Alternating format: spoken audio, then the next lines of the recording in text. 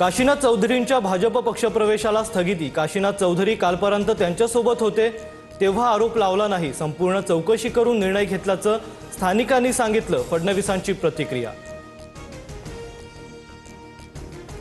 मुंबई महापालिकेच्या अनुषंगाने आज भाजपची महत्त्वाची बैठक। महायुतीत जागा वाटपापूर्वी भाजपकडून तयारीला वेग। मुंबई कोअर कमिटीची आज संध्याकाळी 6 वाजता बैठक।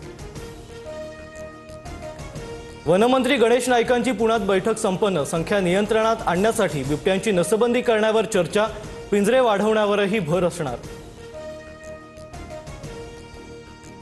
नाशिकच्या भोसला मिलिटरी शाळेच्या आवारात बिबट्या, खबरदारीचा उपाय म्हणून प्रशासनाकडून शाळेला सुट्टी। 2 दिवसांपूर्वी काही अंतरांवर बिबट्या जेरबंद। लाडक्या बहिणींना ई-केवायसी करण्यासाठीची मुदत उद्या संपणार। 1 कोटींपेक्षा अधिक महिलांनी अद्यापही ई-केवायसी केली नसल्याची माहिती। पुन्हा मुदतवाढ मिळणार का याकडे लक्ष। सौदी अरेबियात यात्रेकरूंना घेऊन जाणाऱ्या बसला टँकरची धडक, 42 जणांचा मृत्यू। मृतांमध्ये भारतीय नागरिकांचा समावेश। पंतप्रधान मोदींकडून ट्विट करत श्रद्धांजली। अनुसूचित जातीतील ज्या लोकांची आर्थिक स्थिती आणि सामाजिक प्रगती झाली आहे त्यांना आरक्षणातून बाहेर ठेवलं जावं। आरक्षणाचा लाभ गरजूंना मिळावा, सरन्यायाधीश भूषण गवईंचं मत।